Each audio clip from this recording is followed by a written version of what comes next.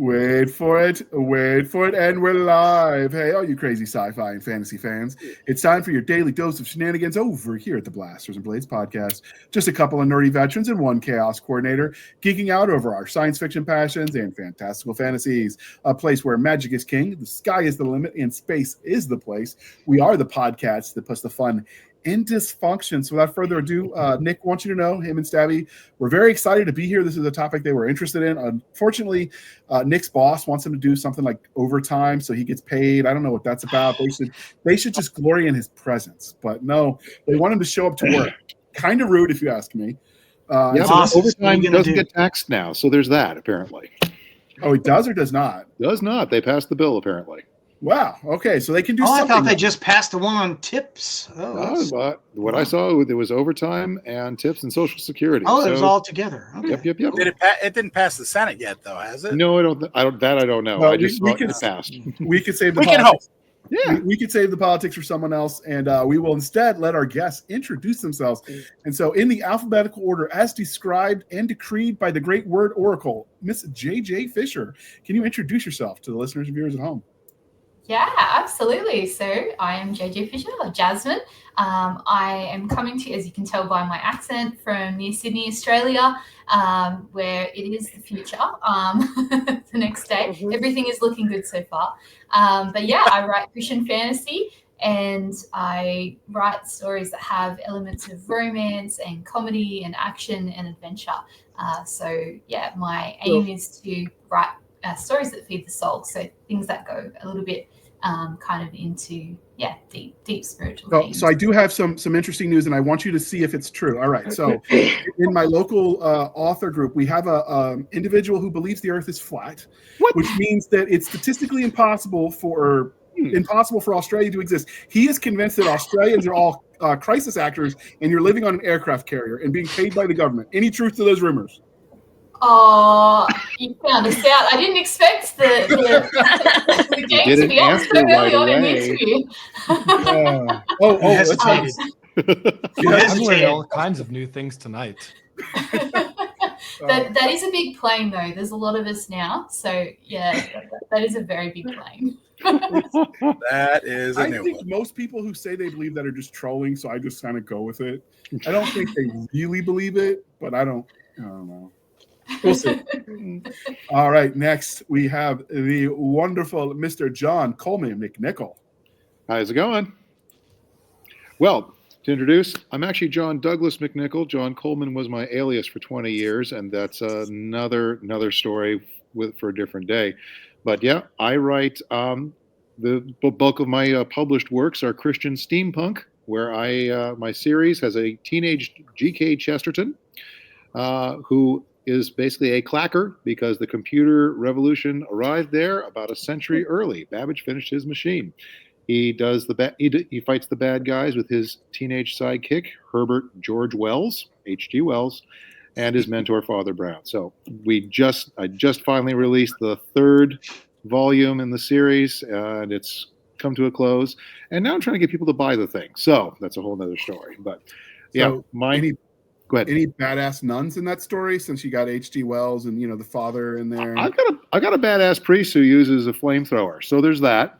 Yeah, and when people say, "Well, what are your books about?" Well, I give the answer that makes some of the homeschooling moms throw up their hands in horror, and others go, "Cool." I say mine is the fiction that your sons will actually read if you're a homeschooling mom. Because it's got giant robots and blood-sucking aliens and people throwing up and things blowing up. So it works out really good for everybody. And there is the occasional kissing scene, which the girls like. So yeah, everybody's happy with it. I just asked because I think I would rather get shot a third time than have Sister Mary Catherine, who taught my catechism class, be mad at me. So I'm just, I could see you putting a nun in there with a cutlass just because why not? The visuals. Yeah. Go with the flying Sister Clara, the Holy Hey, hold up. I'm going to start typing. All right. Next, we have Mr. Josiah DeGraaf. Yeah, so I write Christian epic fantasy about medieval superheroes and the teachers at magic schools. I really like throwing moral dilemmas into my stories and making sure they come with interior illustrations because I'm a sucker for good art in stories. All right, but how do you feel about maps inside of stories? Oh, I've never seen a story with enough maps. Like, give me all the maps. Like, I want the country Did we maps. just make I want the best city friends? maps. I'll even take the house maps if they've got them. I'm totally with you. I dig the cartography in the books. We don't see enough. And then the old timey where you used to be able to get it and the map would fold out from the front. Mhm. Oh, Yeah. You can't get that with digital, unfortunately, yet. I don't know. Give a holograms a few more years. We might get there.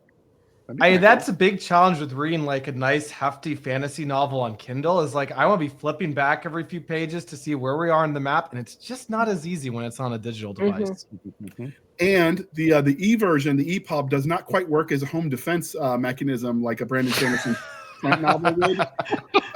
I'm just, you put that in front of you, you could probably stop a bullet with it. Facts. I'm not testing it, but I'm just saying probably. So get the whole, what was it, Battlefield Earth? You could probably stop a howitzer. Boom, there's like 10 gazillion pages. I believe they discussed making that battleship plating. I believe it. All right, next we have Mr. M.D. Boncher. I telling me, dog. Yeah, of course. Every week. I get you. One of these days. Bang. Anyway, M.D. Boncher. I write both dark, epic Christian fantasy and the Akinawazi saga series. Yes, the term to sprain the tongue, even to the point where I can't even talk straight after saying it myself. And I also write high-flying sci-fi pulp punk adventure in the form of the Tales from the Dream Nebula. So sort of like what if Flash Gordon style stories moved forward to modern day punk style mentalities and technologies. The trick is make the really tongue twister stuff the subtitles so you can have something people can spell in the search algorithm. I have a fun story about how I actually got that name. Did I tell you that one? We'll do that in a solo interview about it because we do have 6 panelists today. So it will. Alrighty. All right. And so speaking of, for everyone else who's never been on the show before, we're thrilled to have you back to talk about your individual books. I think it could be fun. But next we have Mr. Michael LaVoice. Hey. I am Michael LaVoice, author of the Galaxy's Most Wanted series, which is space opera / mil-sci fi, and just released book 1 of a new series called Gladius Leagues, which is definitely military sci-fi. I also dabble in fantasy that, while not overtly Christian, does have Christian themes and underpinnings. And I'm just a massive fan of several examples of the genre that we're discussing tonight. So this is going to be really fun for me. This was one that we did the Christian sci-fi, and then we did one about generic making religions for your fiction, not necessarily real ones, or at least ones that are worshipped here. Who's to say what's real? I won't judge people. But this one was specifically requested by our listeners after the first one. So I'm glad you all took it on. Right. And some of our listeners recommended individuals that are here as far as who to invite. So apparently the fans are stalking. I mean, watching you. Really? Yeah. Next we have Miss Morgan L. Is it Busse or Bus? Busse. Busse. I was not even close. That's fine. My narrator for one of my audiobooks didn't even get my name right, so I'm used to it. That was awkward. That was very awkward. Sounds like it. So, so I write Christian fantasy and steampunk, so it's nice to meet another steampunk author. Okay. I like to also think that young men like to read my books. I usually end up with zombies or Frankenstein retellings in my stuff, and I got a really cool one coming up after my latest series, which is a Viking-inspired fantasy. So a lot of people like to tag me as a young adult writer. I really don't write young adult. I actually write for adults. But I always like to say that older teens can read my stuff. The only young adult series I have is My Secrets in the Mist, which is my zombie-inspired steampunk series. A lot of times the reason is because in my books, I really go deep with a lot of issues, theology, science, stuff like that, which unless a young person is mature or reads at a higher level, some of that stuff goes over their head. So I don't mind it if parents say, hey, my 12-year-old's reading your books. I'm like, great. It's going to be a little awkward during some of those marriage scenes, but okay. At least they're learning what love looks like. you go. So, by the way, I don't write that kind of stuff. Just in case that came across that way. We weren't going to call it smut. And this is why I don't go on podcasts. My husband's already going to start laughing and saying, look, you already messed up. So anyway. Okay. Yeah. All right. And normally we would have a more in-depth religion question that we would ask the panelists, dear listener.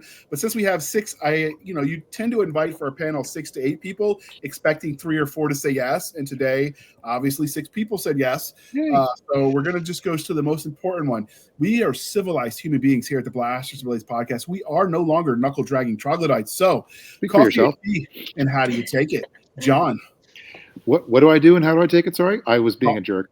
No, it's okay. Coffee or tea, and how do you take it? Coffee, and I take it black. And I'm only allowed 1 mug a day, so it's about this big. I'm holding my hands about 1.5 feet apart. But yes, that's how I take it. Nice and black, and powerful enough to destroy a planet, I think, is the nerd bit that some folks are saying. Just like the Death Star.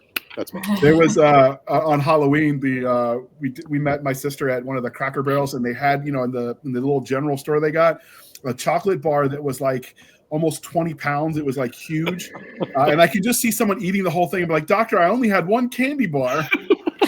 That's how I imagine your conversation with your doctor about that coffee. Pretty much. Why is your blood pressure up 65 points? Well, yeah. Just only have 1 coffee, honest. 1 cup.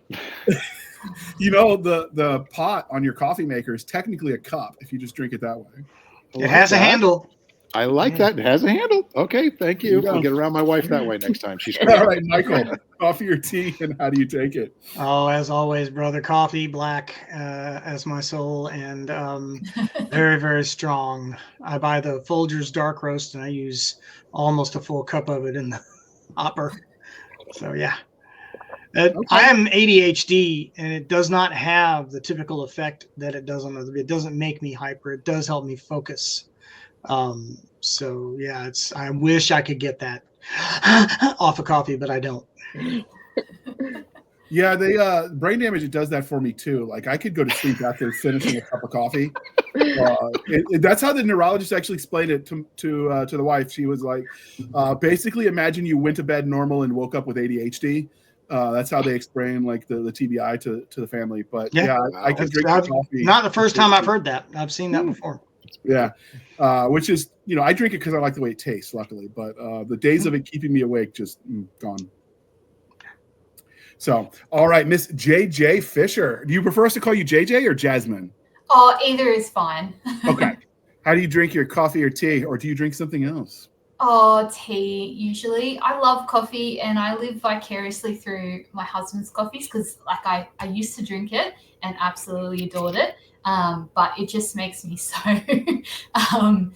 anxious and jittery, and it gives me health issues as well. So, I have transitioned to tea, and now I'm just like a complete tea addict. So I have every kind of tea imaginable, and there's multiple shelves and drawers, and so during the day it's just constant teas, usually. That's one of the weirdest things dealing with the Commonwealth nations. When I deployed overseas, we dealt with some of the British and ex-British colonies. They would drink tea when it's like 140 degrees out. In the middle of the day, they're like, nope, we're having our tea. And I learned there's certain ways they take the tea. Like apparently there's something called NATO standard, which is like certain amount of cream and a certain amount of sugar. Like there's it's almost like a religion in of itself, the way they take the tea.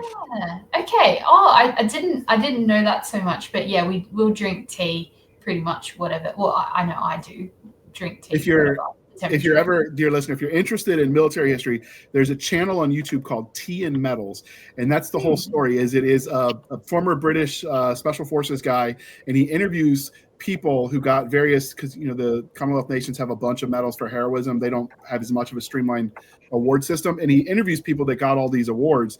And the opening question is how they take their tea, and that's where I stole our question from. So credit to where credit is due, I guess. But they know now they're going to hunt you down. It's okay. I can take him. SAS, easy peasy. Okay, all right. How that works out for you. Okay, sound good? Yeah. All right, Josiah, coffee or tea, and how do you take it? Absolutely tea, little bit of sugar, no cream, and that's how I take it. Okay. What's a little bit? You do like a spoonful, or do you actually do the cubes? I feel like cubes are fancier than I have. I'm just an old-fashioned person that I've got the bag of sugar and I just eyeball it each time. Normally one, if I'm feeling particularly, I don't know. If I'm feeling particularly luxurious one day, I might do two. But generally one is fine for me. So here in the South, we don't have like, ooh, there's a ghost moving her door. Jasmine, behind you.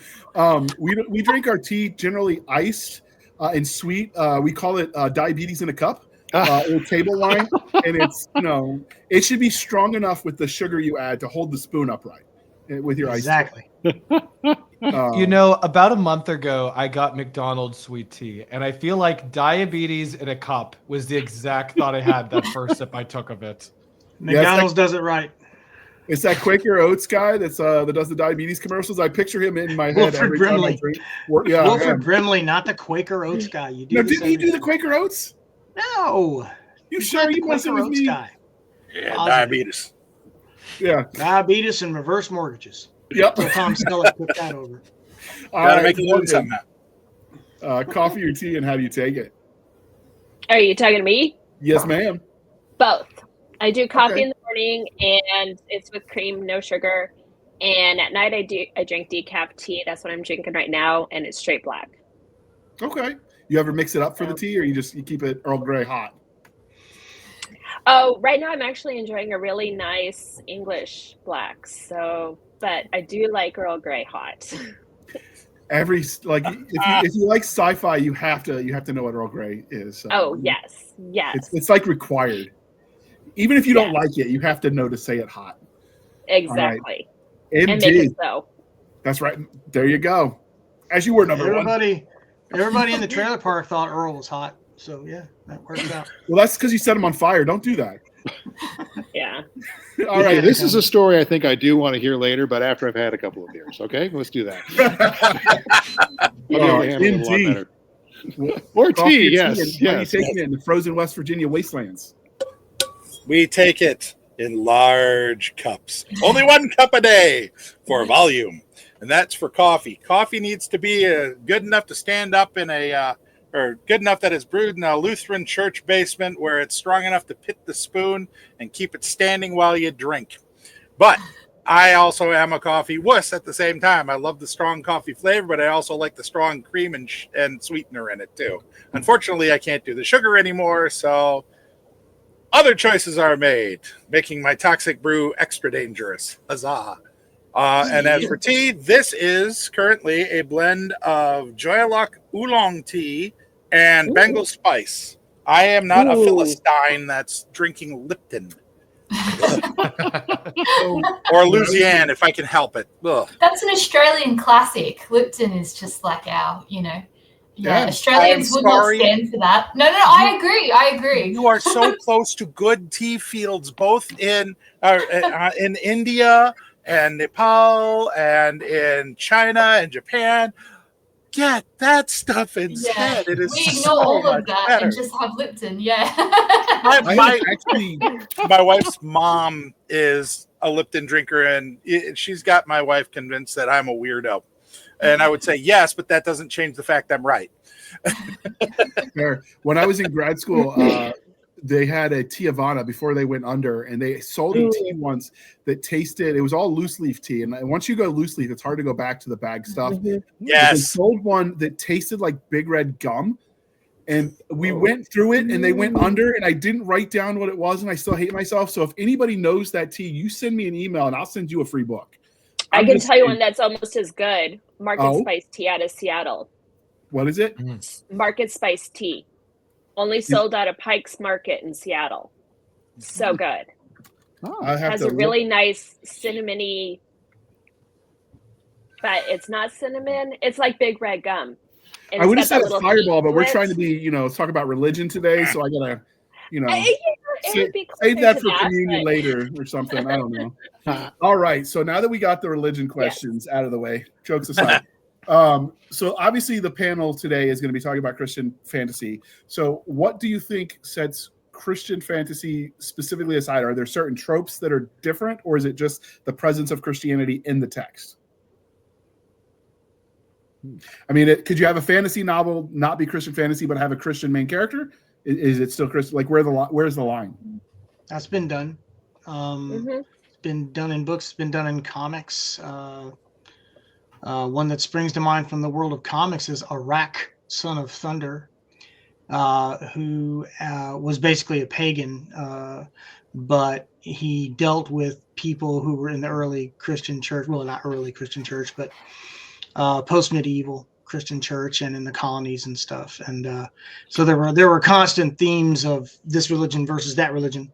But I don't know that would qualify it as Christian fantasy, even though Christianity was mentioned. I don't think you need to specifically mention Christianity. Yeah. A lot of Christian fantasy simply has Christian themes built into it and the underpinnings built into it. That's certainly what I was going for with the fantasy universe I've been building through various short stories over the last few years. I'm moving from a world where magic is dying and all the gods in their pantheon have basically rejoined what they call the source. And the source, of course, is going to be the god, but they're not there yet. They're not ready for that yet. So we're just moving that way. But certainly you can be as overt as you like. Everybody else probably has examples of that they want to throw out. Well, I was going to say, like Daredevil, the character was devoutly Catholic. It was part of his character arc. I would not call Daredevil comics to be, religious fiction. It just happened to be a part of the character. So, like, where is the line?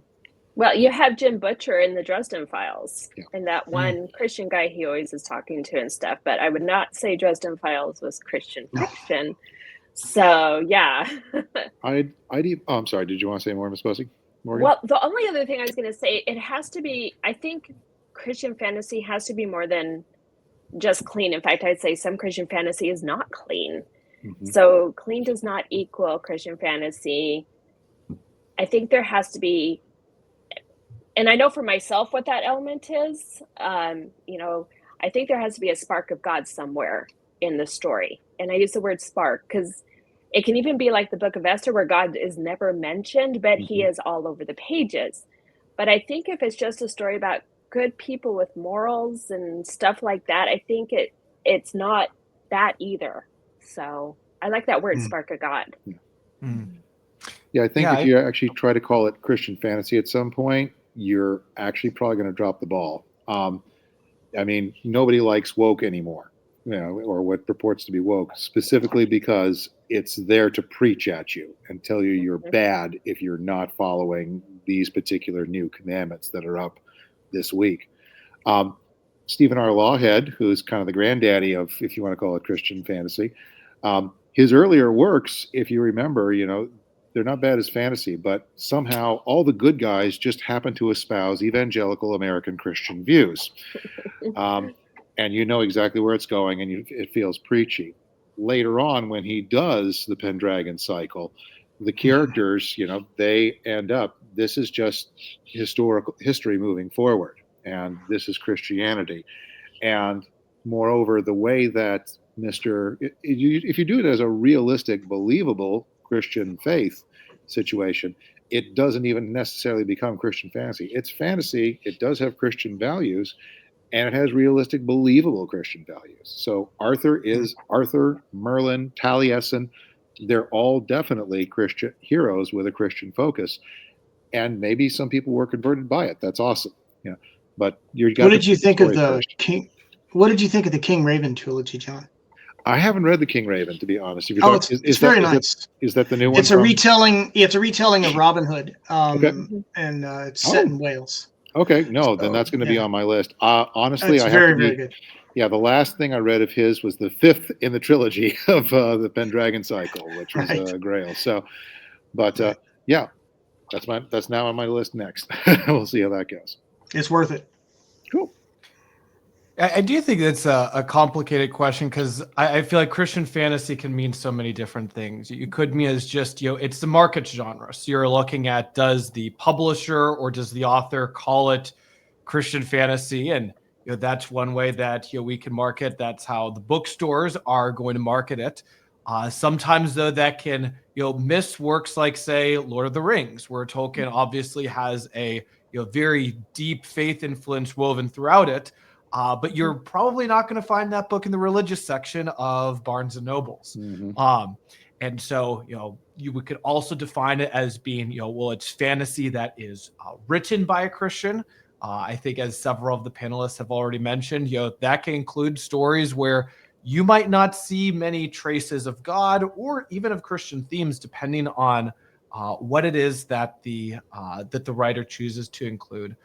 I think for myself, I often like to think of it of are there themes that are being explored in a way that is distinctive to a Christian worldview, where the faith is impacting how the story is written. It can be a bit nebulous and fuzzy, especially since you'll always have readers who are very happy to debate, is this a true expression of Christianity or not in the book? But I feel like it's just a bit of a, I don't know, it's a vague category at times, which sometimes I think is what I actually enjoy about it. That while there are certain boundaries, it's not always a clean distinction. Like there's Ted Decker's Circle books, which are pretty overt. And I think that to me, his stuff is kind of like Peretti's stuff. It's just kind of beat you over the head with it. And but I did enjoy the Circle books. But he did another one. I can't remember the name of it for the life of me right now. I should have looked it up earlier. But it's where a young man is suddenly given the ability to see all of the possibilities of any particular action. Yeah, that's Blinked. Blink. Thank you. I was trying to remember. I thought it was Blink, but I thought that might be something else.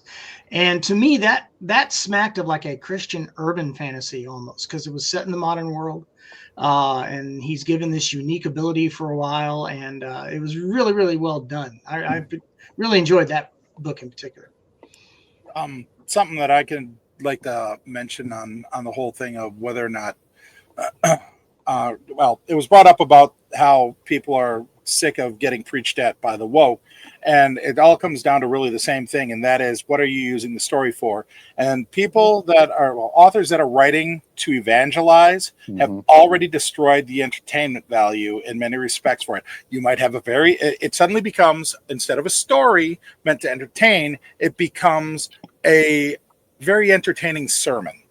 And unfortunately, that kills about 90% of what purports to be Christian fiction out there for me, because I don't need you to sermonize to me. I need something that's going to tell me a story, that's going to exemplify Christian themes, and this is what I went for. Now, for me in my series, I have a culture that is absolutely permeated in the monastic orders of Catholicism. They're every part of their life in it. So all the character interactions are in some way, shape, or form filtered through their faith and their church.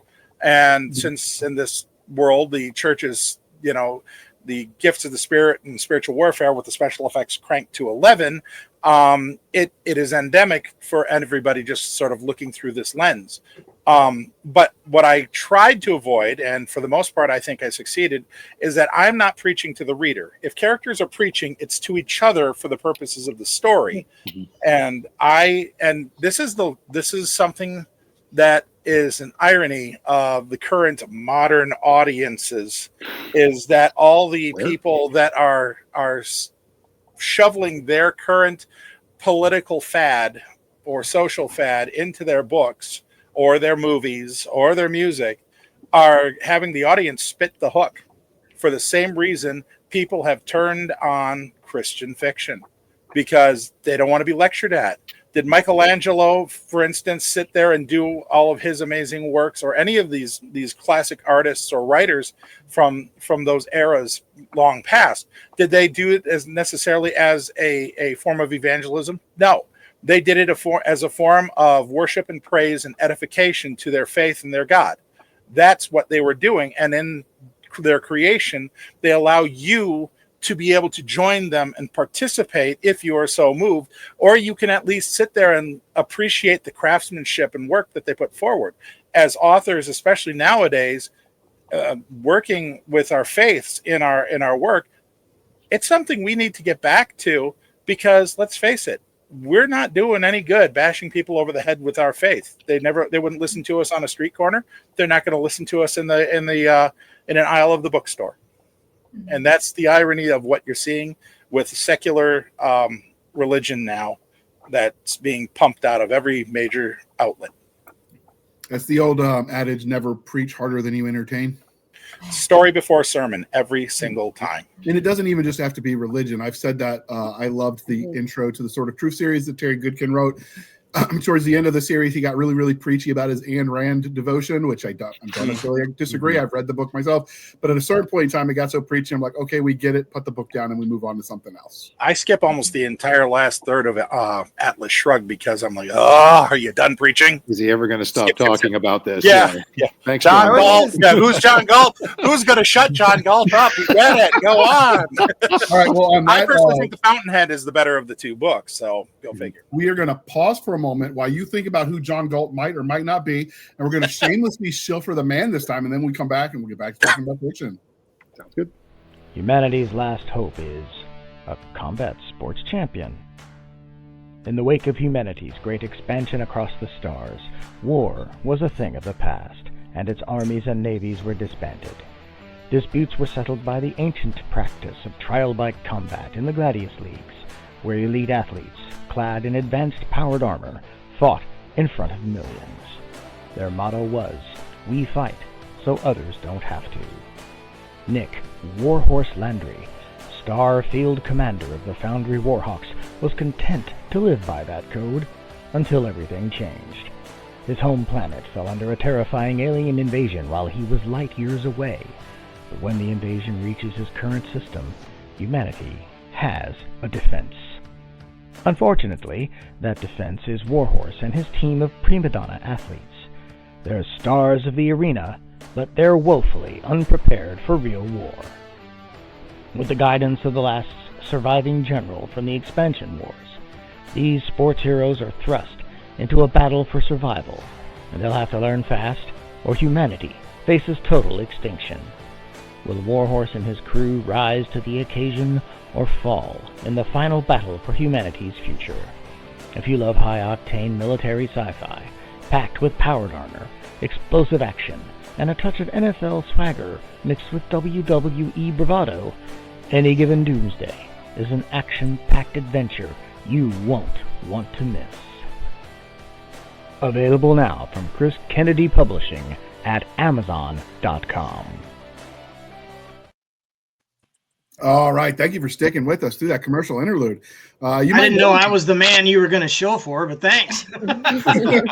Well, you were on, so I just figured it's the first time we've used that commercial you just finished making. So why not? So to get us started back again on the topic of Christian fantasy specifically, we have in the past interviewed authors that wrote what would nominally be you would consider Christian fantasy, but they would shy away. Like, no, don't tell people it's Christian fantasy. It's just fantasy.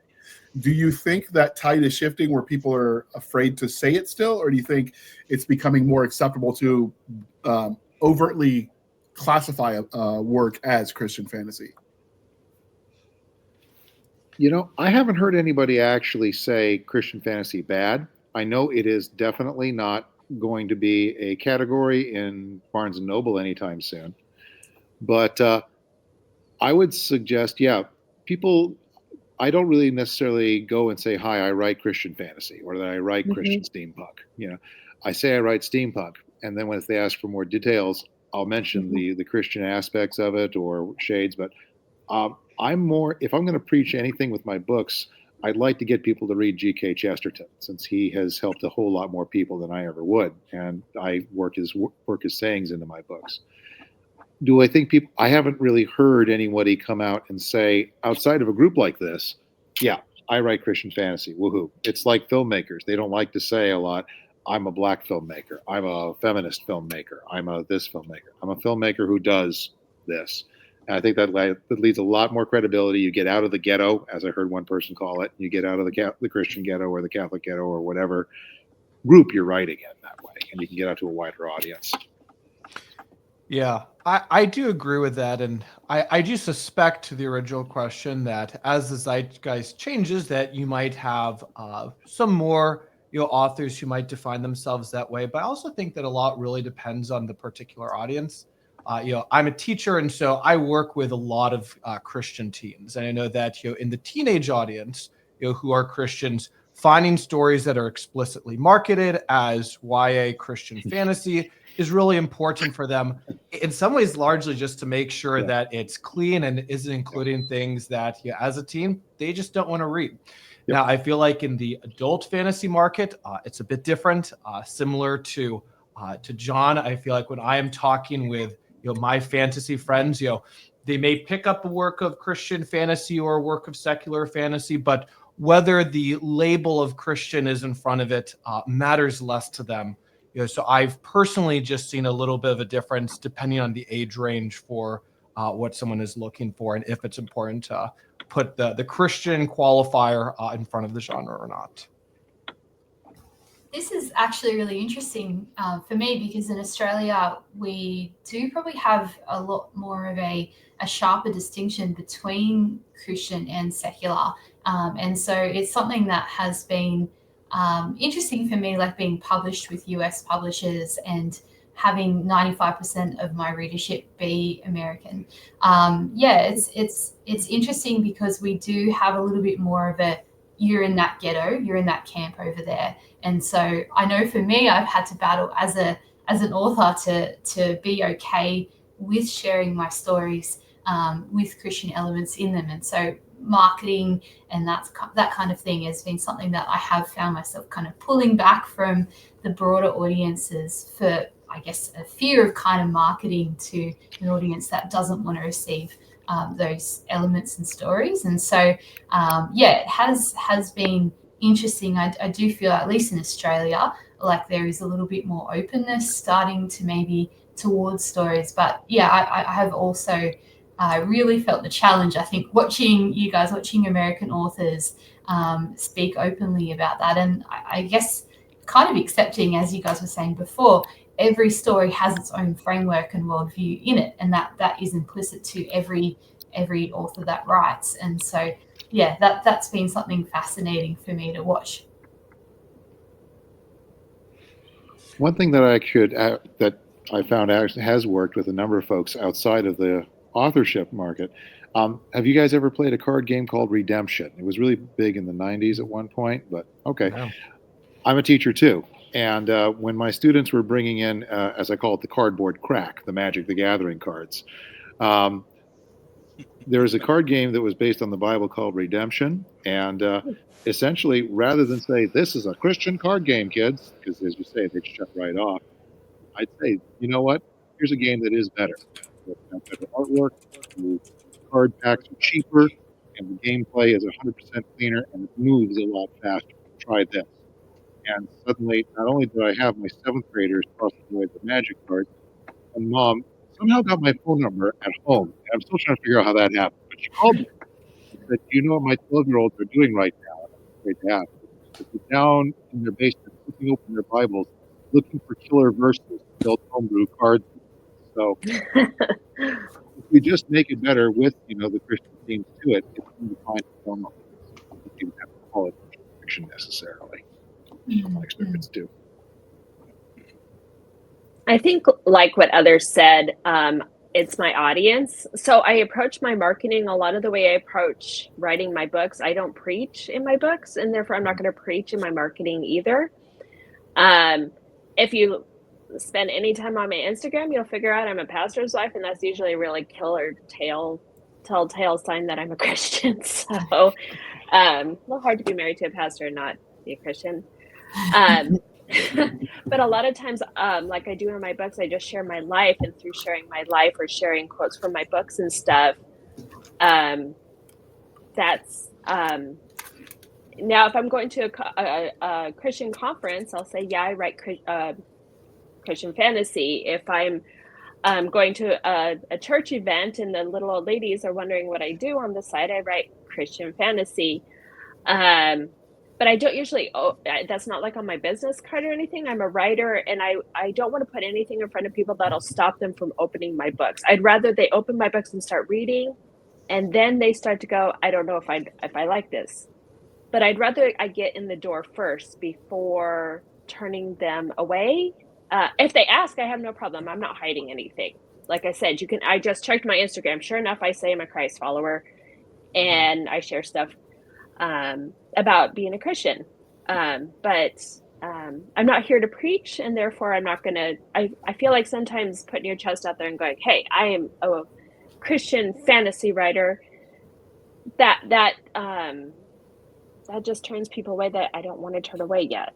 I want them to read my book first. There you go. So. Yeah. Go ahead, Michael. I'm sorry, MD. Thanks. Even in my science fiction, I'm really, really big on redemption arcs.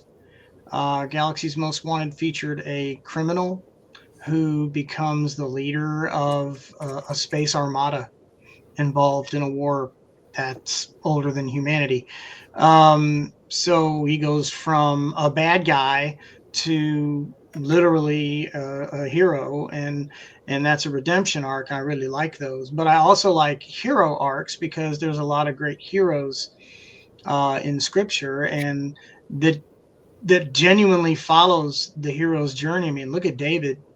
Talk about the hero's journey, that he's nobody, he's a shepherd, he's picked to be the king, and he doesn't want to do it. He doesn't want to hang out with the king because the king doesn't like him. And he goes, and he also has character flaws that he has to overcome. Everybody gets this image of David. He's a man after God's own heart. Yeah, but he did a lot of crooked stuff. And that's kind of almost not totally a justification, but it is the tall grass I run to when people say, well, how can you be a Christian and your character's cursed? Well, not all my characters are Christians. Some of them are outright criminals and don't have any concept of who God is. And I do go for a little bit of realism. There are certain words and phrases I don't use and won't use. But at the same time, I want the story to be believable enough for people to get into it. And then hopefully they will pick up on the redemption theme or the hero theme and realize that there are higher planes mentally that we can achieve and feel that calling on them. So I'm not trying to evangelize. I'm just trying to point towards higher modes of thinking, I guess, which a lot of the Christian underpinnings are exactly that. Yeah, I tend to enjoy the everyman story versus the super soldier, and you're essentially hitting on that distinction. It's the saints versus the sinners. Are you writing about Saint Michael or just Bob, who happens to be religious, and which one is going to be more relatable to the readers? And I think 9 times out of 10, Bob is going to be more relatable. And if you're Bob listening to it, we love you. But this is not the cult of the not NSA Bob. Not NSA Bob. Not the cult of the subgenius either. Do you think that I was just talking with my students about that today. I still don't know what to make of that thing. Let's hear it for Night Flight and all the weird things you saw at 2 a.m. when you're in college. There you go. I was going to kind of put something else out there, is that I unfortunately have been somebody that has experienced rejection from what I thought was my target audience originally when I started writing fantasy, because writing Christian fantasy, and I thought there was a real need because it was the book that I kind of needed if I was able to read fantasy. And I discovered it very quickly that, of course, my rather unique experiences are considered threatening by a lot of very faithful people, and they do not want things like spiritual warfare, possession, and other very terrifying things even spoken about, let alone talked about and discussed in many ways, because it scares them beyond rational thought. But I think in a lot of ways, sometimes that's our biggest problem, is we as Christian authors aim at the wrong crowd. We are aiming at we're evangelizing to the saved already, instead of aiming outward and sort of following the model Christ gave us. Is he didn't go eat with the people that were faithful as much as he went out and ate with the sinners and tried to set a better example. And in certain respect, I try to keep that in mind for my own fiction. So my fantasy is set up to aim at the lost nerdy gamers out there that kind of need some answer to the Is this really all there is in everything that I've been absorbing through games and video games and movies and things like that? That reminds me, because I remember obviously they had the satanic panic with the D&D type stuff in the 80s. In the 90s, it was all Harry Potter's going to send you to hell. I think there's a set of people that just want to be offended by something, and they'll pick whatever the current big thing is culturally, and they'll go with it because it gets people talking about them. You don't have to be religious to be that. No, and I don't think those people will ever be pleased. I don't think they're anybody's target audience. They're the people that want to be offended, so they'll find something. The first piece of hate mail, the first piece of hate mail I ever got was from a 17-year-old girl who was said she could not recommend my books. One, because there were scenes that were too gross. She couldn't let her little brother read it. And second, it's just terrible that a 16-year-old boy is falling in love when he has no business doing so. Because people aren't perfect. Yeah. Okay. Well, I'll put them in puppies next time or something like that. What do you want? What do you expect? Bad decision. Check. You're talking a man who made a bad decision at 16 over a girl? I'm shocked. Shocked, I say. Never happened. Never heard of that. Never happened. This is my shocked face. So do you think I don't want that pointed at me. Put it in a different direction, LaVoice. So obviously, if it makes you feel better, it stop in fiction. As a pastor's wife, trust me, the church can be offended about a whole lot of stuff. And you're going, that's just splitting hairs, but okay. I've seen churches split over the color of the carpet, dude. So I feel you. Oh my aching head. I've seen a lot. The church that I've ended up into still doesn't know what to make of me, the semi-anti-denominational Christian that got dropped in with Southern Baptists. Independent Southern Baptists. So I have no problems. I go to the church, and we got a good pastor now. And speaking of the denomination question, obviously there's theological differences between Boncher, calm it. There's theological differences between, say, like the Orthodox, the Catholics, the Protestants, the Mormons, and anything else I'm forgetting about. Do you think that affects what would be qualified as Christian fantasy by denomination, or is it more generalized when you're talking in the literary sense? I think that when I describe Christian fantasy, I'll include all of the above in it. And I do think that there are sometimes distinct flares that you get within some of those different branches.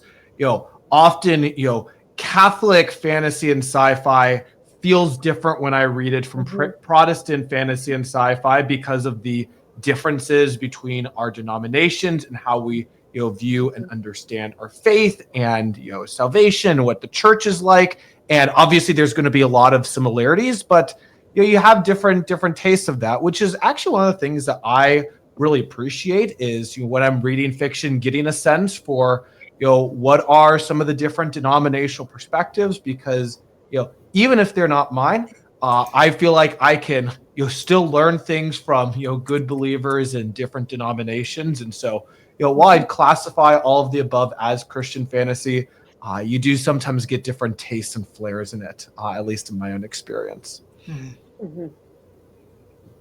Yeah, I've never, G.K. Chesterton, I think he started out as an atheist. He ended up becoming an Anglican, and he became Catholic towards the end of his life. But to my knowledge, I've never had a Protestant come at me and say, he went to hell because, that's where all those Catholics go.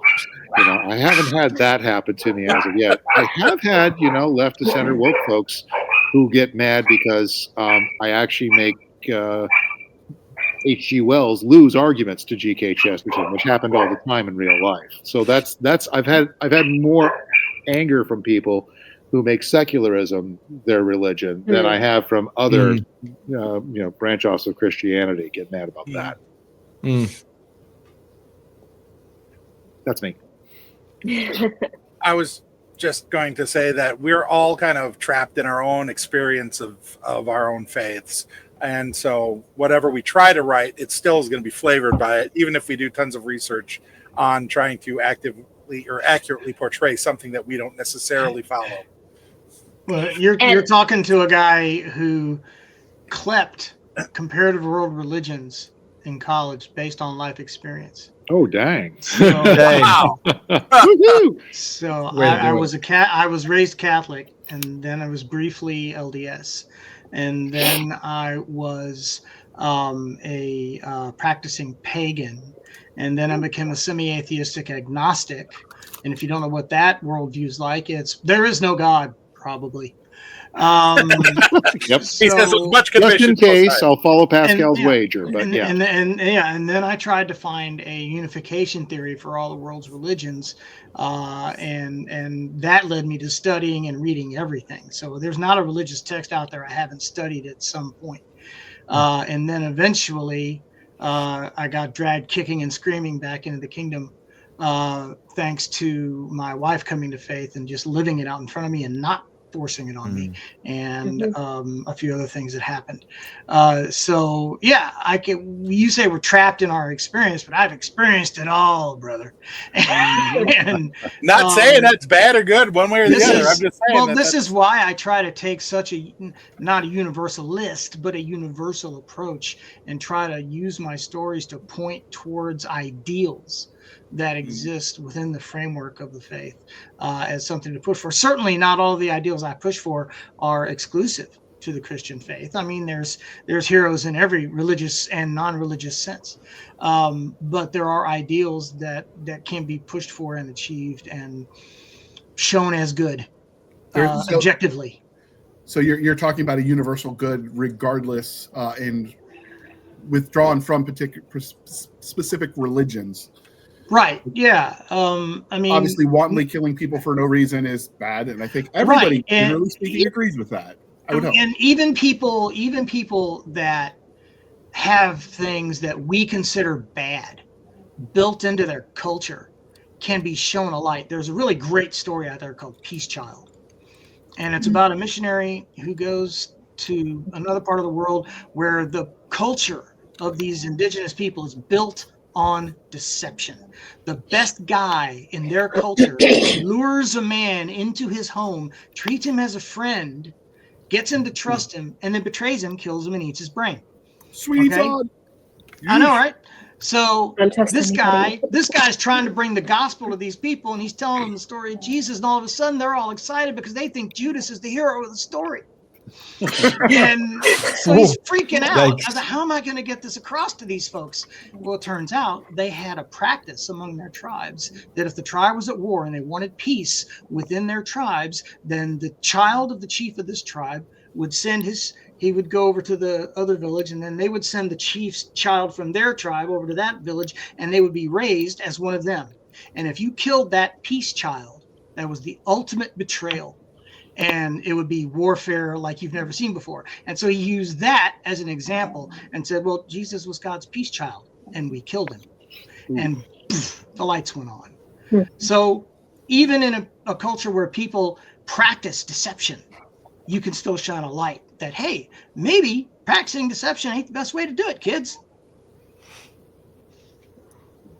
Okay. Very cool. Is that something you've written, or is that no, it's an actual account of a missionary. The book is called Peace Child. Do not remember the name of the author, but it's an actual account of his missionary journey in Papua New Guinea. Okay. I've actually seen a school play version of it. Have you really? Oh, that's cool. Yeah. It was Nice. Not so much eating brains. That was a little bit toned down. Probably not going to do that in primary, I would imagine. Go back on the brain Jello eating thing. Yeah. or well, just kind of tying that in, it's always interesting to me how when missionaries go into a culture, how they find a way to share the story of Jesus in a way that culture would understand. In a lot of ways, those of us who write Christian fantasy and science fiction, I mean, we're not preaching, we're not trying to do a sermon, but we are trying to enter a culture and tell the story of God in a way that they will understand. At least that's what I try to do when I write my books. I'm sure all of us are trying to reach the nerds and the geeks and the D&D players and stuff like that. And so when we write our stories, we write very differently than Amish and Christian contemporary romance and stuff, because we're reaching a different audience, and therefore we have to know our audience, and then we craft our stories, and ours are going to look very different, which is what I love about Christian fantasies, because our stories sound so different. I mean, my stories sound different than JJ's stories, sound different than Josiah's. All of our stories are very different if you look at our books, but we're all telling the same story about God to this culture that we're trying to reach. Anyway, I love that. I love that too, Morgan, and I loved your phrase before, the spark of God, because I think that's it. It's capturing in a broader sense, like echoes of wonder and truth and beauty. And it's interesting. Like I think we Christian authors are often thinking of that as something that has been done over and over, but actually in the present society, we need that injection of beauty and wonder and hope. And I feel like we have the opportunity to tell a story in a way that helps people see essential kind of truths, like they're seeing it for the very first time, like kind of, the opposite deja vu, jamais vu kind of thing. Yeah, so you're kind of seeing something that, many people might take for granted, but you're showing it in a completely fresh and new way, and making people think, even if they might not ultimately agree with the nitty-gritty kind of things. So those larger echoes of wonder are so special when we capture that in our stories. And I think that's what we see in Lord of the Rings. That's what we see in the Chronicles of Narnia, like that element of I'm going through the wardrobe and I'm seeing things the way that I haven't necessarily seen them before. And I just think of C.S. Lewis, obviously wrote extensively about it, but, stories that kind of steal past the watchful dragons and the parts of our brain that are in tune with going, oh no, I'm not being entertained anymore, I'm being preached at now, so I'm going to switch off. So first and foremost, we're writing hopefully good stories, like C.S. Lewis says, when Jesus made a chair in his a first century carpenter shop, it was first and foremost a good chair. But if it can kind of I guess, and I don't think this is something that we actively impose, but as the story eventuates, as Lewis found, it kind of comes to a point where I think the story gets bigger and shares something, picks up on something that's really deep, some kind of vein of truth. I think there's two things that when I think of C.S. Lewis that I try to achieve in my own stories. One, when he talks about Aslan and he tells him you're going to discover him under a different name in your own world. That's one of my hopes. And then secondly, C.S. Lewis talks about finding nothing satisfied here on earth, then that means there must be something more. And I want to whet that appetite in people, in my readers. That there's something more. And it's funny how I've had quotes from my book shared on Instagram by some interesting groups that are not Christian, but these quotes caught them and just really it made them act in wonder and want to share these quotes that I've had in my own books. And that was, I'm like, yes, I mean, they haven't put the connection yet, it's God, but I am being able to share the sense of wonder and awe and of God, through my stories, and it's being spread. So there's an apologetics book I read once that described the goal when talking about your faith with others is not to try and convert them over the course of a single conversation, but just to put the proverbial stone in their shoe that they're going to think about later, that they're going to roll with.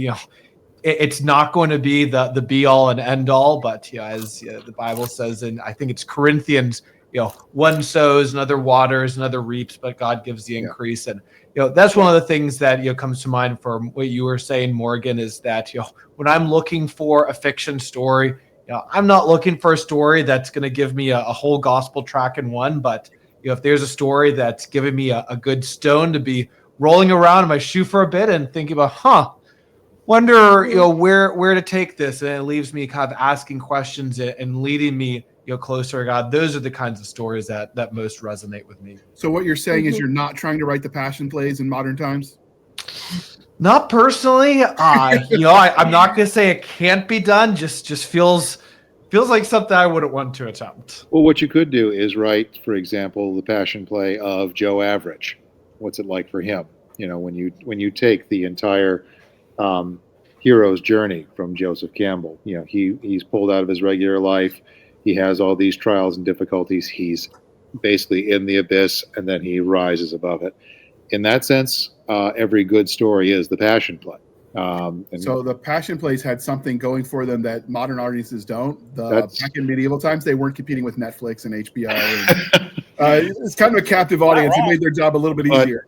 But that's the thing. If we look, I'm sure we've all heard of the stories of why Mulan, the live action, didn't work because the cartoon, personally, a girl dressing in drag does not really appeal to me that much. I didn't watch Victor Victoria when it was out, and I was old enough to see it. But okay, all right, MD knows what I'm talking about. But the new version of Mulan, it did not follow that hero's journey circle. It did not have a passion play. It was essentially, this girl is here, and boy, if all the bad men would just get out of the way of her awesomeness, she would be great. And that's why nobody went to see it. We don't connect with that. The majority that was of what humanity. the gospel Not they at were all. preaching. For me, there was no Mushu. that too. That was it for me. And her cow horse, that too. Dishonor on your cow. Dishonor on your cow. But no, to your point, arguably the oldest book in the Bible, the book of Job, Right. is exactly that. I love that book so much because it's such a great example of somebody who's just put through the absolute ringer. And when he starts to crumble, right when he's on the precipice of chucking it, God shows up in chapter 38 and goes on an entirely just this massive sarcastic rant. And this is people that get on to me. It's like, sarcasm's not very Christian. Have you not read Job? Yeah, well, beating someone with a cord and flipping tables is Christian, so there. There we go. Chasing him around with a whip made of cord. Yeah.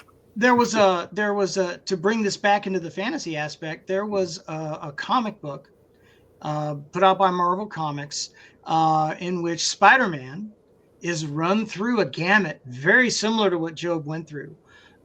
He loses everything, and it's based on a bet between Zarathos, the living spirit of vengeance, and Mephisto, who's arguably the Satan of the Marvel universe. And it was so Job-like, and I was just like loving every second of it because it ran along a lot of the same themes. And just like Job eventually held to his core tenet, his core belief of it doesn't matter, whatever happens, I'm going to trust God. Spider-Man held on to his core belief, which was with great power comes great responsibility. I cannot yield. I cannot chuck it. I have to see this through because I have to. And it was just a really cool story to see. And I get chill bumps just talking about it because it's so neat. Well, JR mentioned Daredevil's Born Again. It follows that same arc, where he is torn down to nothing because of the Kingpin and by somebody he loved and trusted betraying him. I have the originals right behind me. Oh, awesome. Yeah, those are all comics from the 70s and 80s behind me. I don't have another place to store them that's safe. You can give them to me. No. We'll take good care of them. Yeah, I'm sure. Only on the condition they're all getting read. Oh, dear. Well, maybe so. So obviously you all have opinions, and that means we've probably got room for another follow-on episode or two. So if you have angles you want us to cover, dear listener, send those in, and we'll get these guests back. But as my closing question before we start the wrap-up stuff, I have a question for you. Do you think that in order for something to be Christian fiction, specifically fantasy, because that's what we're talking about tonight, but just in general, it has to have been overtly written by a Christian with that intention, or can somebody inadvertently write it without intent? Tolkien didn't write Lord of the Rings as Christian allegory. He despised allegory. He was always up in Lewis's face about his use of allegory. They had long and glorious arguments in the pub over this. Tolkien was trying to write a modern mythology for Britain. And yes, his faith obviously affected his writing, and there were underpinnings. But no, I don't think you necessarily have to be a Christian to include a Christian theme in your work. I can't think of an example off the top of my head, but I'm sure it's been done. Please. I would say, sorry, you're done. I would say it's been done. I mean, again, I I taught in a Catholic school for 13 years, and one text that they actually let me bring in was Astro City Confessions. If you've read that, yeah. The character there, the Batman analog, is a vampire, and you find out he is a priest who has to pray constantly in order to keep himself under control. Yeah, and it is a Christian analog. And the guy who wrote it, Kurt Busse, to my knowledge, he is a left of center non-Christian, but he got the Catholic faith. He got Christian principles far better than just about anybody else I'm aware of. And then the main star of that whole series was the Samaritan. Yeah, that's correct. That's correct. He's the Superman analog. Yes. Right. I'm going to say this just out of ignorance or anything else, but because I have never read it, but Solomon Kane, that was written by Robert E. Howard, right? Yeah. Mm-hmm. Okay, and I don't know if he was a Christian, but he had a Puritan superhero essentially. Yeah. But I don't know what his faith was, so that could be an example. But the most popular example I can think of non-Christians putting out what has tons of Christian allegory probably would be The Matrix. I mean, the rumors about it being stolen from a Christian author by Warner Brothers and thrown out there, notwithstanding. Certainly the first film. I don't know. Yeah, the first one. There are aspects of that. I'm not sure. Yeah, after that, I'd go so far as to say that The Matrix is more of a Gnostic movie. You know, there's a small group of us who really know what's going on, and it's okay if we kill other people because they don't really count. You know, we're trying to save them. But there are a lot of Christian allegories in the Matrix, especially the first one. I'd give you that. Yeah. I am probably one of the few people that have watched all three philosophers debate the whole thing during the commentary track. Oh, no. Okay. Yeah, they have two commentary tracks, one by philosophers and one by film critics, and they're both actually fascinating if you're into that kind of inside baseball discussion. But yeah, that's sort of the biggest one I can see there. Though Roger Ebert puts a lot of emphasis on Dark City for the same thing. So how much of that is because we are, regardless of, are we looking for it? In theory, we are a non-religious government because the separation of church and state and all that. Don't get me wrong on how people. The history of that gets me going because it's not actually in any founding document. It was just between a letter. Federalist number 40. One letter, one line. Yeah, from Jefferson. Yep. But arguably, the Judeo-Christian values were part of what founded the West. So how much of that is just the culture seeping in and how much of that is truly the religion? And that'd be an interesting discussion for another day as well. We also have to keep in mind. Oh yeah. We also have to keep in mind looking for patterns that are not there. It's the beautiful mind problem of looking for these patterns and they don't really exist, but we want them so bad that we form our own narrative to put them where they don't exist. So. Well, and I think part of it as well is, Romans talks about, the law of God, written on our hearts, whether we accept it or not. And so one of the things I believe as a Christian is that, all good stories are, in some way containing some of that spark just because, that's a world that we live in. And I do think several of the examples here that I've brought up of non-Christians, writing, stories that are, depicting Christians in a way that's respectful and authentic is proof of that. A few other stories that came to my mind were, the Daredevil comic, as I know has already been brought up. I have unfortunately not read the comic. You can send me your hate mail later. I've only seen the TV show, but the TV show does. But the TV show does a great job of depicting Murdoch's Catholic faith in a way that I think is rather authentic and respectful. Another story that came to mind, this is more sci-fi than fantasy, but the Book of Strange New Things by Michelle Faber is also one of those books. Would I call those books Christian fiction? I don't know that I would, simply because when I'm talking with readers who are looking for Christian fiction, generally, they mean a story that is written by a Christian, not just a story that has Christians. But even if I might not use the label for them, I think there's absolutely secular works there depicting these things in a way that is true and honest and respectful. And I've really appreciated many of those stories. Mm-hmm.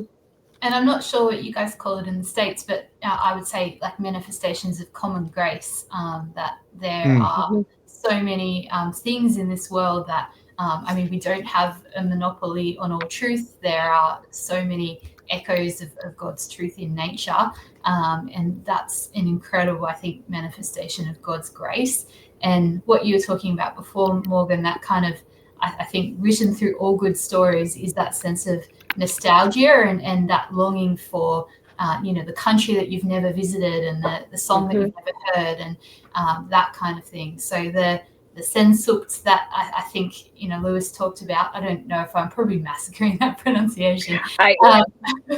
But yeah, that kind of echo of, I think, yearning for things to be better. And we see that kind of in that ending where we long for that happily ever after. I write stories that sort of have a strong element of romance in them. And so, yeah, we all kind of want the main characters to end up together in the end. That's something that we, really value in sort of romantic stories. And I think that's a reflection of our yearning for eternity in a sense where things are completely resolved and fixed and that kind of thing. So, yeah, that's kind of the thread that I see running through. So agreeing with you guys very much there. Well, all right. We did try to promise an hour and a half or less, and I know it's late for some of you. I guess in the future, though, it's not late for you yet. What we need you to do Not at all. It's early afternoon. Time lords. We need you to send us back in time the winning lottery numbers. I'm just saying, we'll save you a little bit of it. Done. Except I'm too busy dealing with our flat Earth problems. So oh, that's true. Yeah. How's it on the underside of the planet? How is it on the aircraft carrier? That's what I want to know. That sounds cool. So as Can we you wrap see this up- the turtle from where you are right oh, now? look, we Right. catch little glimpses far below. Okay, now we know. Feed him a lettuce leaf. So as we wrap this up, John, where can we find you on the wild or interwebs, and what are you writing at the moment? Okay, well, you can find my books on Amazon, although the third one, Where the Red Sands Fly, which I am most proud of, I am still mad at Amazon because they haven't actually published the cover yet. It's just a big gray space. Here. So you can find me on Amazon, John McNichol. It's the bit. I'm not the John McNichol, the Irish country singer who has 2 L's at the end of his name. Go figure. All right, that's not me.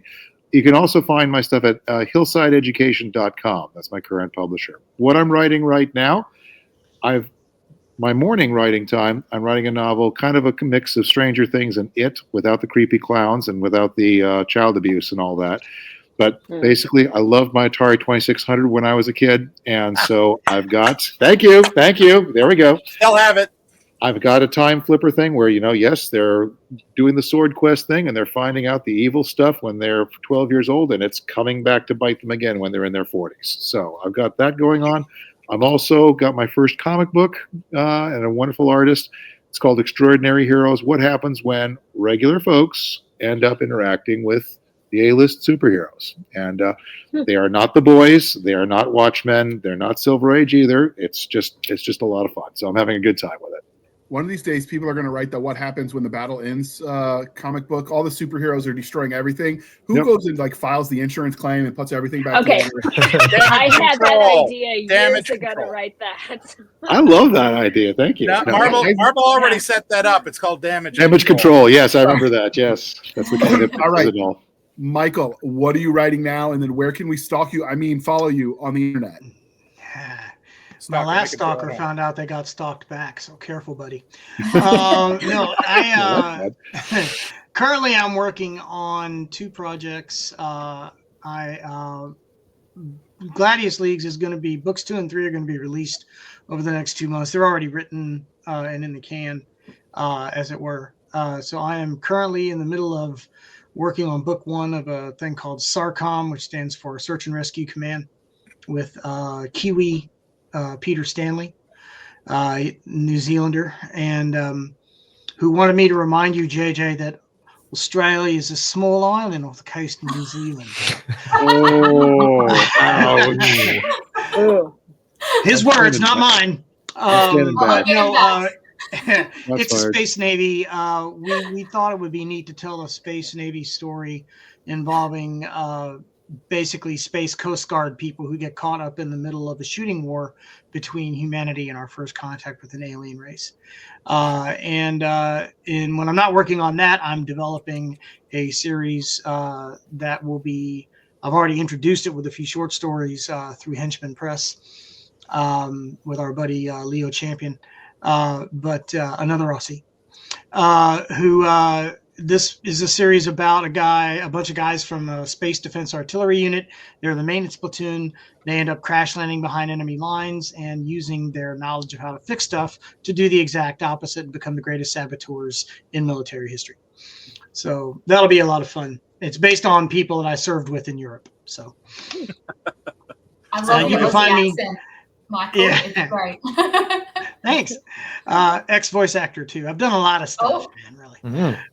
But I think that you can find me on the web at my website, michaelLaVoice.com, and you'll find all the links to everything, including the merch store, which just went up, and you can find your Gladius Leagues logo hats, hoodies, and jackets there.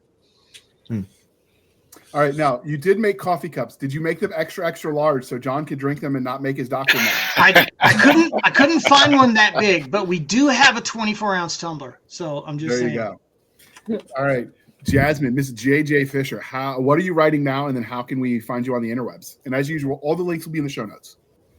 So probably my website is a really good place to start, www.jjfischer.com, Fischer with a C because they've got German heritage. So that's probably a good place to find all the social media links. But in terms of what I'm working on at the moment, I always bite off way more than I can chew. So I published 3 books last year, and 3 are coming this year, which is mad. I didn't learn my lesson from last year.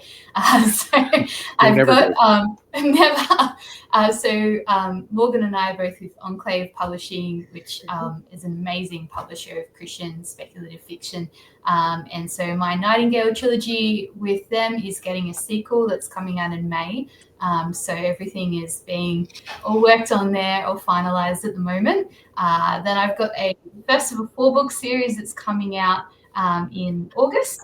So that's a bit of Last of the Mohicans meets Avatar, Pocahontas, a bit of a different vibe. It's about a female young grave digger. Very fun story. And then I've got a short Christmas novel coming out. Just because I'm a glutton for punishment. And so towards the end of the year, about a magical Christmas steam train that helps people escape the holiday season, fast tracks them through January. So it's a very fun idea. It's actually partially set in Australia. It's the first of my books that I've partially set in Australia, but it goes through time and space and multiple lands. So that's a very fun one that I'm looking forward to sharing. So you'll get a kick out of this. One of the series I'm working on right now is through Wargate Press is the Cursed Brigade series, and it's what happens if a modern military unit gets sucked in the middle of fantasy Egypt where the gods are real. I was writing that with James Wargate that he passed. And one of the things we did is because he wanted it, when we were setting it up, we wanted a multinational force to be there. And there just happens to be an Australian from South Adelaide reserve unit that routinely deploys to Egypt where the main story happens. So we grabbed those in there, and I sent it to a buddy of mine who was Australian Army, and he told me that normal publishing have something they call sensitivity readers. He said we needed an insensitivity reader to make it more Australian because I had them too nice. And then not just enough. And I'm trying to keep the language clean because this topic might have some families listening, but the way the Americans tend to use the F word, the Australians use the C word, but if you use the C word, Amazon will silo your story like it is serving a different, more prurient interest. And so trying to make the Australian beta readers understand that I can't make them talk just like they do because Amazon won't have it has been an interesting conversation. Oh my goodness, that's very interesting. Yeah, Australians have a very unique way of speaking. And then I started Australian American English to Australian English language translator, and whenever I want to make them laugh, I'll just translate whatever I'm saying and send it to them because apparently nobody actually talks like that. But we do exaggerate it, a little bit just for fun. A little bit of Crocodile Dundee in there, and yeah. Come on, JR, don't be a drongo. You right. do the accent better than I do, Michael. That's fantastic. No, I don't. I can't get the Aussie O to save my life. I can't get it. So I just avoid that letter for the most part. I end up reading a lot of books for checking like Aussie elements, like people will send to me and like, does this sound like an Australian, or does this have consistent Australian elements? So that's very fun. I should offer it as a side service on my editing stuff. You should. So all right, Josiah, can you tell us what are you writing now, and then how can we stalk you on the internet? Yeah, so my debut novel is coming out this fall. It's called A Study of Shattered Spells. I grew up really loving magic school stories, but after spending a few years as a high school English teacher, I was like, well, I want to know, like, what are the teachers in Harry Potter doing while, like, all the kids are off doing these different things? So the book is a magic school story that's told from the teacher's perspective on what it takes to train a prophesied hero. You can find on my website, josiahdegraaf.com. I also realize my last name is Dutch and kind of hard to spell. So you could also find the book at astudyofshatteredspells.com. Cool. All right. And Miss Morgan L. Busse, can you, what are you writing at the moment, and then how can we stalk you on the internet? So right now, the first book in my Viking-inspired fantasy is out, called Winter's Maiden. And the second book, Winter's Chill, we just did the cover reveal about 3 weeks ago. So that's coming out in August. And I'm currently working on the third book, which I'm not allowed to share the title for. Oh, Not even for us. Keeping us in suspense. Just us here. It's definitely more on the adult side, because I have an ongoing, the series is called The Nordic Wars, so you've got an ongoing war going on. I have war stuff, and I have a young woman who is clanless, who is just trying to figure out her place in the world, but I really wanted to turn a lot of tropes on their head.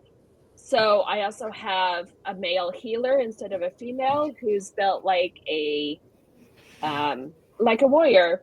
And so I wanted to explore what would it take for a man who is built more like a warrior, but chooses instead to serve in a different way. I have a very realistic reason why a woman would be fighting in a war. And I enjoyed exploring that because I don't like when I see strong women who really are just men dressed in a woman's body. I really wanted to make a really good, realistic woman who there's a reason to fight. Plus, my heritage is actually, if it's a podcast, you can't see what I look like. My family is from Norway, both sides. I'm third and fourth generation, and so we've done the genealogy things. I am Viking. I am a descendant of the Vikings, and so I always wanted to explore my culture. But I call it inspired because I don't have all the rating and the ships and stuff, but I have a lot of their values. And a lot of their, and I even invented a lot of the words to really make it sound like you're in a Viking-inspired world. Plus, I always love Skyrim, so there's a little inspiration from there too. So we're definitely going to have you back. I mean, I'm going to invite all of you to talk about your individual series, but I can judge a lot about a person by who they side with in Skyrim. So I'm siding with the North, or you siding with the Empire?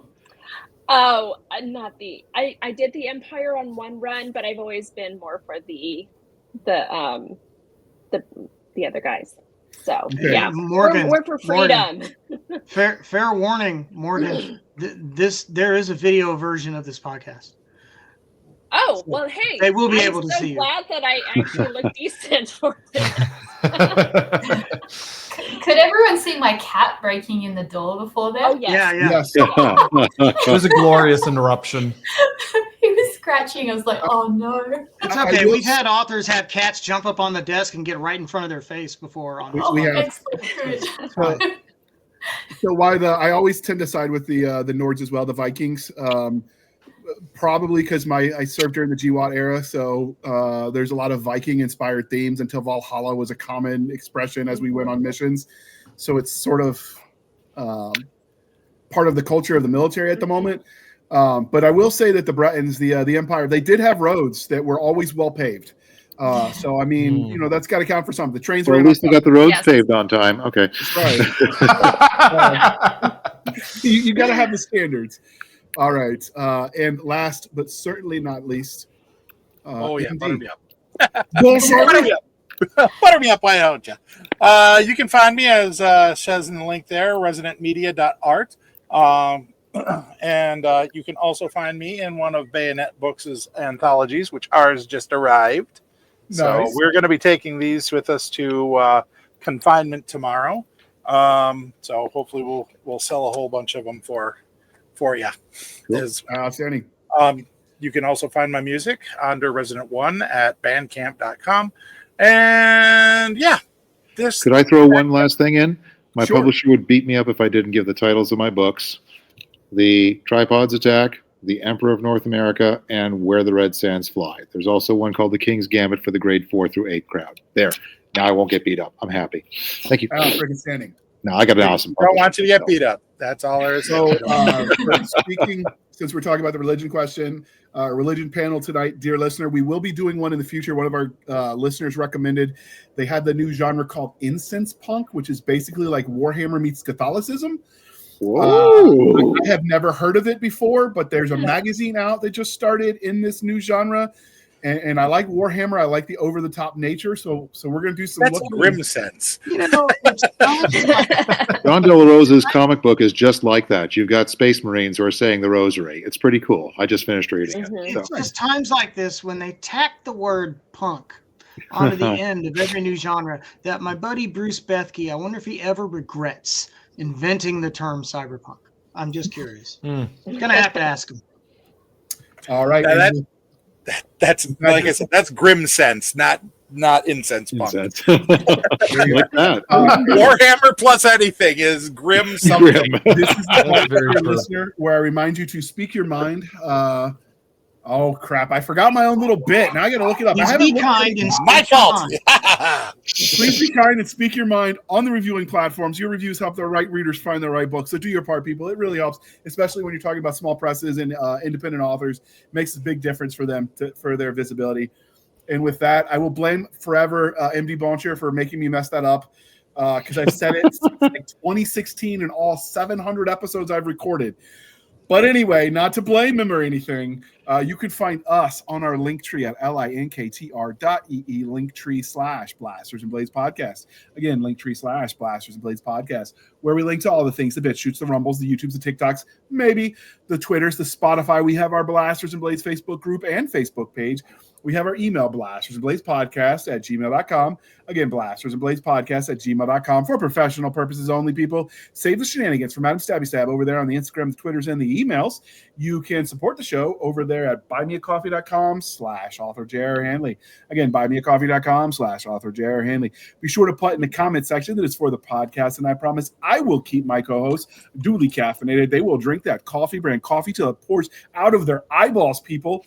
And if you want some of that coffee brand coffee, use the link in the show notes. The code is podcast grunts. You get 10% off. We get a little bit of a kickback. It's a win-win, and you get great gourmet coffee. It is not a drop shipping operation, people. It is roasted in the United States of America, and soon they're actually going to be shipping international. So that's a plus for the people in the land down under.